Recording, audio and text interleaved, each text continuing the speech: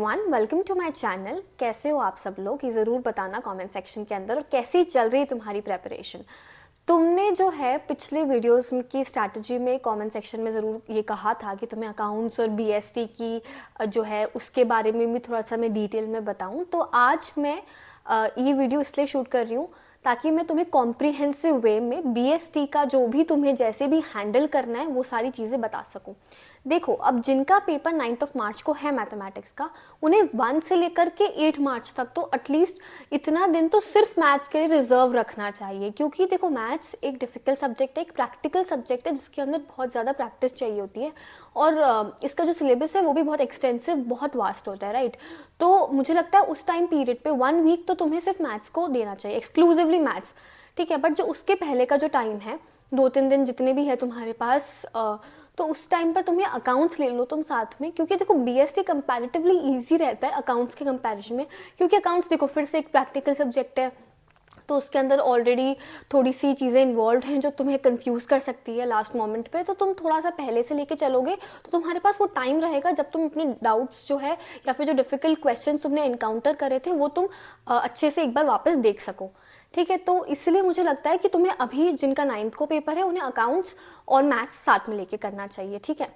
तो ये तो हो गया जिनका 9 मार्च को पेपर है। अब जिनका डायरेक्टली 18 मार्च को पेपर है इकोनॉमिक्स का, देखो तुम्हारे पास तो ना काफ़ी अच्छा खासा टाइम है। तुम्हें अगर अच्छे से दिल से प्रिपेयर करना हो तो तुम्हें क्या करना चाहिए इस पॉइंट पर, तुम्हें तीनों सब्जेक्ट्स जो तुम्हारा इकोनॉमिक्स है, अकाउंट्स है, बीएसटी है, ये तीनों सब्जेक्ट्स जो है वो साथ में लेने चाहिए। क्योंकि बाकी जो तुम्हारा इकोनॉमिक्स के बाद जो टाइम है वो बहुत कम है, सिर्फ 3-4 दिन का गैप है अकाउंट्स और बीएसटी के अंदर। तो तुम्हें ये पॉइंट अपने दिमाग में रखना चाहिए और सिर्फ इकोनॉमिक्स नहीं पढ़ना चाहिए। तो इसके साथ तुम अकाउंट्स और बीएसटी दोनों ले सकते हो। अब एक दिन में तुम तीनों सब्जेक्ट जो है साइमल्टेनियसली पढ़ सकते हो। सुबह फॉर एग्जाम्पल तुम अकाउंट्स कर लो, उसके बाद तुम बीएसटी कर लो, फिर इकोनॉमिक्स कर लो, जैसे भी तुम्हें वो सूटेबल लगे तुम अपना दिन उस तरीके से डिजाइन कर सकते हो, ठीक है। तो वो एक चीज़ तुम्हें ध्यान में रखनी है, प्लान करके चलना है हर चीज़ को। तो अभी इस वीडियो में तो मैं बीएसटी पे फोकस करती हूँ कि तुम्हें कैसे बीएसटी पढ़नी है, कैसे उसके क्वेश्चंस अटेम्प्ट करने हैं। देखो, बीएसटी एक थियोरेटिकल सब्जेक्ट है, ठीक है, पर इसके अंदर ये चीज़ है कि तुम्हें लिखना बहुत पड़ेगा तो रटना भी बहुत पड़ेगा। क्योंकि बीएसटी का जो पेपर है वो सिर्फ एनसीईआरटी बेस्ड आंसर्स तुमसे डिमांड कर रहा है। देखो, तुम एग्जामिनर की डिमांड समझोगे ना तो तुम आंसर्स भी उसी बेसिस पे लिख पाओगे। तुम दूसरी रेफरेंस बुक्स को डेफिनेटली यूज कर सकते हो, देखो मैं उसका कुछ नहीं कह रही, पर मेरे ख्याल से एनसीईआरटी 10 बार पढ़ना बेटर है 10 अलग रेफरेंस बुक्स पढ़ने से। क्योंकि एनसीईआरटी ही सब कुछ है। तुम्हें देखो, अब मैं स्टार्ट करती हूँ, अगर मैं एक डिटेल अच्छी तरीके से तुम्हें बताऊं, पूरा तुम्हारा जो क्वेश्चन पेपर है उसमें फर्स्ट 20 एमसीक्यूज होते हैं, राइट। अब एमसीक्यूज में भी डायरेक्ट क्वेश्चंस होते हैं, कुछ होते हैं स्टेटमेंट 1 स्टेटमेंट 2 करके फॉल्स ट्रू, वो सारी चीजें होती है, मैच द फॉलोइंग होता है। और इन सब का बेसिस जो है, इन सब में जो लैंग्वेज यूज होती है ना, वो सिर्फ अब तुम नोटिस करो कि पिछले साल के पेपर उठाओ, वो नोटिस करो कि जो भी लैंग्वेज यूज करिए, जो भी वर्ड्स जो क्वेश्चन पेपर में है वो सारे एनसीईआरटी के हैं। कोई भी दूसरी पब्लिकेशन दूसरे ऑथर की नहीं है। और जैसे बहुत टाइम ऐसा होता है बीएसटी के अंदर कि तुम्हें दो जो है आंसर सही लगते हैं। फॉर एग्जांपल तुम्हें प्लानिंग भी लग रहा है और कंट्रोलिंग भी लग रहा है।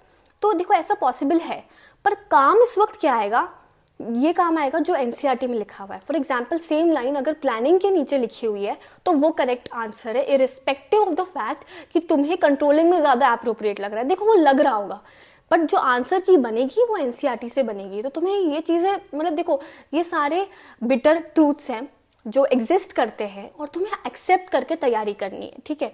तो कौन सी लाइन किस हेडिंग के अंदर आ रही है ये तुम्हें पता होना चाहिए, क्योंकि इसी बेसिस पे आंसर की बनेगी, इसी बेसिस पे तुम्हारे आंसर्स इवेल्युएट होते हैं, ठीक है। तो एमसीक्यूज के लिए तुम क्या करोगे कि तुम सबसे पहले अच्छे से पढ़ो, ठीक है। जो भी तुम्हारा कंटेंट है, 15-16 जितने भी चैप्टर्स हैं उन्हें अच्छे से पढ़ लो, सारे line by line thoroughly read करो।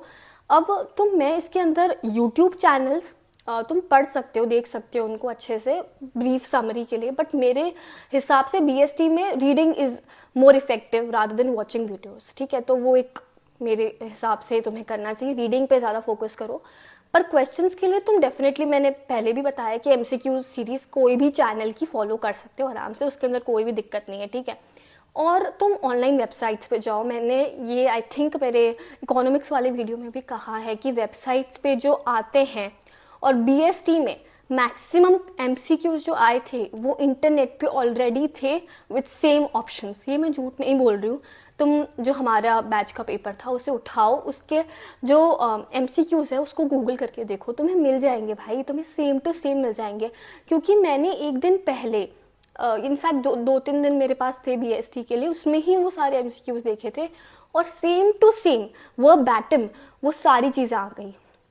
तो इंटरनेट का रोल क्वेश्चन सॉल्विंग में बहुत ज़्यादा अब आजकल मुझे लगता है कि बहुत ज़्यादा होने लग गया है। तो वेबसाइट्स देखो, वेबसाइट्स में mycbseguide.com बीएसटी के लिए अच्छी है, और जो ये तुम्हारा CBSE TUT करके है वो भी अच्छा है, लर्न CBSE अच्छा है। और तुम क्विजेस जो है वो नॉर्मली कोई भी वेबसाइट से अच्छे से देख सकते हो, उसका कुछ नहीं है। इसके अंदर तुम दूसरी रेफरेंस बुक्स भी यूज़ कर सकते हो, दूसरी पब्लिकेशन की, सिर्फ MCQ सॉल्विंग के लिए। तो आई थिंक वो मोर देन सफिशिएंट है। और हाँ, पास्ट ईयर क्वेश्चन पेपर्स तुम्हें देखने ही है। देखो, कोई भी टाइप के क्वेश्चंस हो वो पास्ट ईयर से तुम्हें करने ही हैं। बस एक बार तुम देख लो, बीएससी में भले तुम्हें लिख के नहीं देखना हो, उतना टाइम नहीं हो, तो पास्ट ईयर क्वेश्चन पेपर्स देख तो तुम सकते ही हो, राइट। तो वो चीज़ तुम अच्छे से देख लेना। उसके बाद आते हैं हमारे 3 मार्कर्स क्वेश्चंस, जो कि तुम्हारे 4 आएंगे, ऐसे 4 होंगे 3 मार्कर्स। अब देखो, 3 मार्कर्स में 3 पॉइंट्स लिखने ही हैं, ठीक है। भले ही तुम अगर तुम्हें एनसीईआरटी से आता है तब तो बहुत अच्छी बात है, तब तो तुम्हारा मार्क्स कटने का कोई स्कोप ही नहीं है। अगर तुमने सेम हेडिंग लिख दी ना जो तुम्हारे एनसीईआरटी में ऑलरेडी गिवन है, उसके अंदर भले तुमने थोड़ा सा इरेलेवेंट लिख दिया तो भी तुम्हारे मार्क्स नहीं कटेंगे। ये बिलीव मी यार, मेरे साथ हुआ ऐसा, तो मैं एकदम अपने एक्सपीरियंस से बता रही हूँ। ऐसा नहीं कि तुम कुछ भी आउट ऑफ द कॉन्टेक्स्ट लिख दो, वो चीज़ भी नहीं करनी है, पर थोड़ा सा अगर ऊपर नीचे होगा तो वो एग्जामिनर यूजुअली इग्नोर कर देते हैं, राइट। तो वो तुम्हें ध्यान में रखना है। 3 डिस्टिंक्ट पॉइंट्स लिखने की कोशिश करो जो कि एनसीईआरटी में मेंशन्ड है, एनसीईआरटी की लैंग्वेज में। वो एग्जामिनर को तुम्हें इंप्रेशन देना है कि तुमने जितनी अच्छी तरीके से एनसीईआरटी को अपने अंदर जो ऑब्जॉर्व किया है उतना किसी और ने नहीं किया है। तो बस ये तुम्हें पहुंचाना है एग्जामिनर तक। तो वो चीज़ का ध्यान रखना कि एनसीईआरटी से 3 मार्कर्स के 3 पॉइंट्स लिखने हैं तुम्हें 3 मार्कर्स में। और तुम्हें नहीं याद आ रहा है ना तो पैराग्राफ में लिख दो, ठीक है। पैराग्राफ में वो ढूंढते रहेंगे, लेट देम फाइंड। अब तुम्हें नहीं आ रहा है तो अब क्या ही कर सकते हो, पर देखो छोड़ना नहीं है, एज इट इज़ क्वेश्चन में जो लिखा है वो भी लिख सकते हो, छोड़ना तो है ही नहीं। मतलब छोड़ना तो तुम सबसे घटिया चीज़ें तुम कर सकते हो एग्जाम में, तो वो चीज़ मत करना, ठीक है। फिर हम आ जाते हैं तुम्हारे 4 मार्कर्स के क्वेश्चंस पे, जो कि तुम्हें अराउंड 6 आते हैं, राइट। तो जो 6 क्वेश्चंस आएंगे 4 मार्कर्स में, उनमें तुम्हें 4 पॉइंट्स लिखने। अगेन इसके अंदर कोई दूसरा ऑल्टरनेटिव नहीं है जो तुम यूज़ कर सकते हो। तो 4 पॉइंट्स लिखने। और फॉर एग्जाम्पल तुम्हें 3 ही पॉइंट्स याद आ रहे हैं, राइट। तो 3 पॉइंट्स में तुम्हें जो तीसरा पॉइंट जो तुम्हें लग रहा है कि थोड़ा बड़ा है ना, उससे 2 में डिवाइड कर लो और दोनों की अलग अलग हेडिंग्स दे दो। देखो, बीएसटी में हेडिंग लिखना बहुत ज़रूरी है। हेडिंग तुम्हें लिखनी है, उसके बारे में तुम्हें डिस्क्रिप्शन उसके बाद देना है, पर तुम्हें हेडिंग तो लिखनी ही है। भले ही नहीं बन रही हो तो तुम बनाओ यार, कुछ भी करो, हेडिंग तो लिखनी ही है, ठीक है।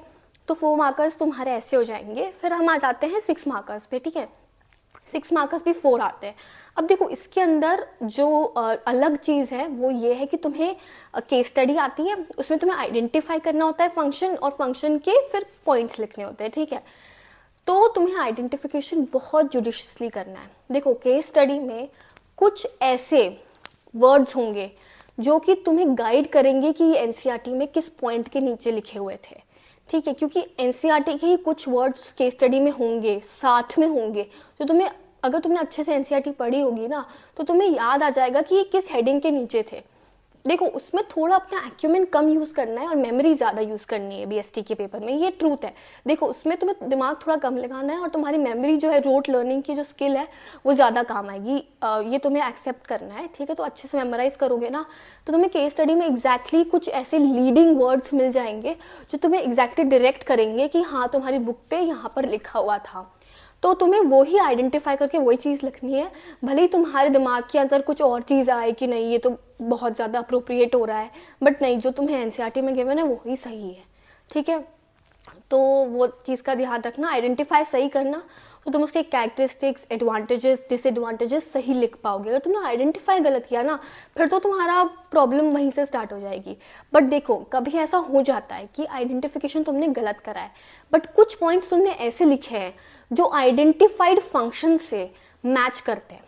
तो ऐसा नहीं है कि तुमने आइडेंटिफाई कर लिया गलत तो तुम्हें बाकी कैरेक्टरिस्टिक्स वगैरह के भी मार्क्स नहीं मिलेंगे। अगर तुम्हारे आंसर थोड़ा अलाइन कर रहा है ना सीबीएसई की आंसर की से, तो भी तुम्हें मार्क्स मिलते हैं।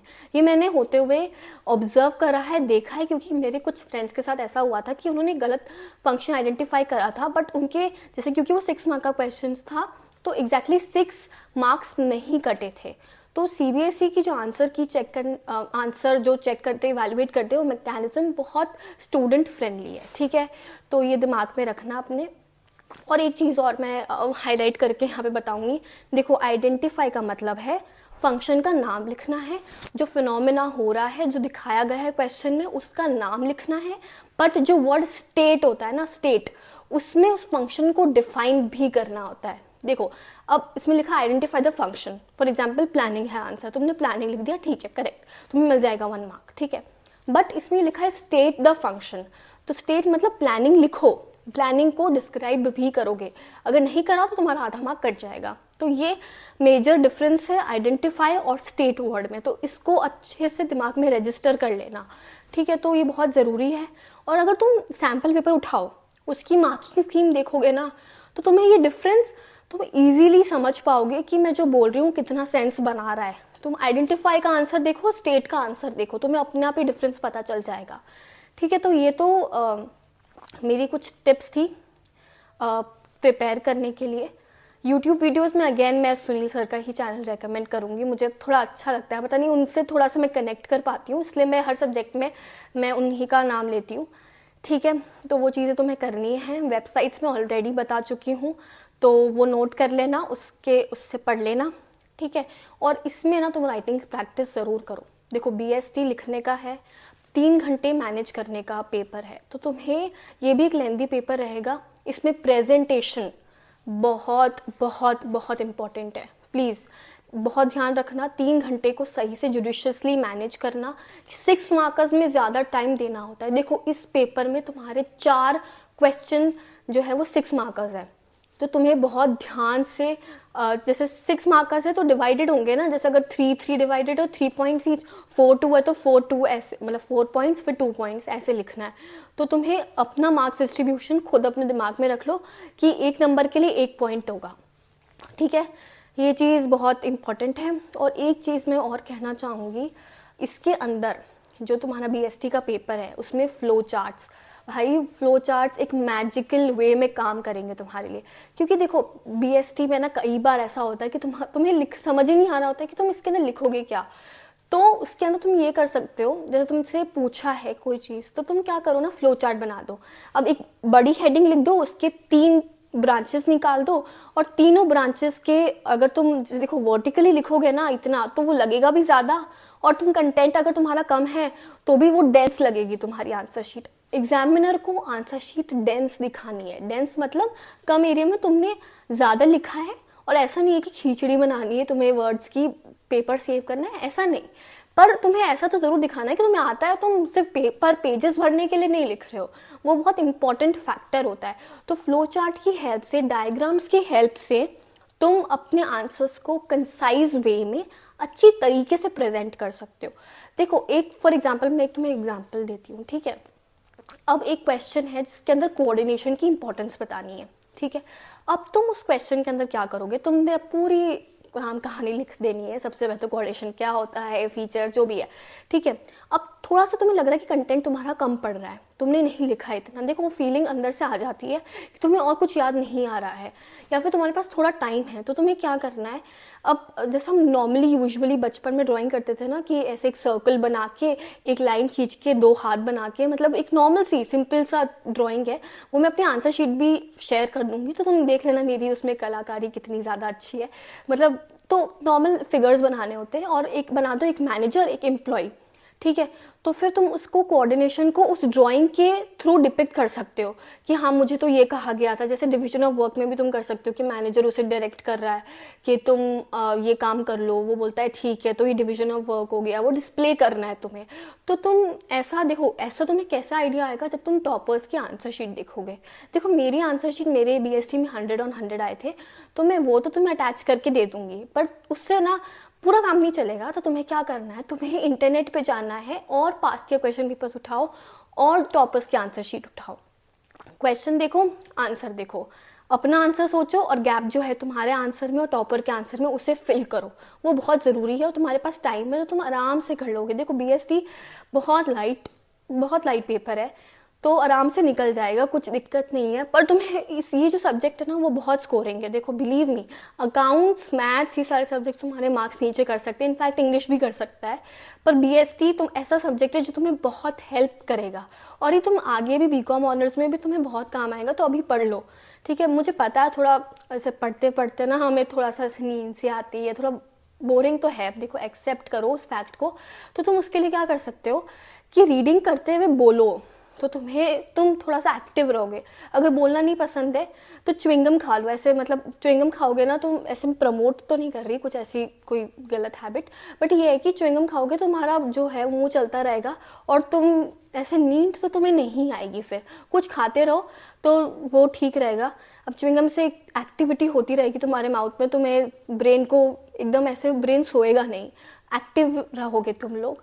और ये तुम थोड़ा सा ऐसे चिल वे में पढ़ सकते हो, अपने आराम से अपने कंफर्ट जोन में पढ़ो, ठीक है। पेंसिल लेके बैठो, इंपॉर्टेंट पॉइंट्स अंडरलाइन करो, मल्टीपल टाइम्स रीडिंग बहुत ज़रूरी है एनसीईआरटी के। देखो वो तुम बिल्कुल भी ओवरलुक मत करना फैक्ट। वीडियोस में कम सजेस्ट करूंगी इसके अंदर, reading is the most preferable option in BST, ठीक है। तो वो ध्यान में रखना। तो मुझे लगता है मैंने सारी इंपॉर्टेंट चीज़ें तो कवर अप कर ली है। फिर भी अगर कुछ क्वेश्चंस हो तो कमेंट सेक्शन में ज़रूर बताना, मैं जल्दी से जल्दी एड्रेस करने की कोशिश करूँगी। तो अगर वीडियो को अच्छा लगा हो तो लाइक करना मत भूलना, ठीक है। चैनल को सब्सक्राइब करो एंड चलो आज की वीडियो के लिए तो बस इतना ही। तो I will wind this up और अच्छे से तैयारी करो। मिलते हैं नेक्स्ट वीडियो में, बाय बाय।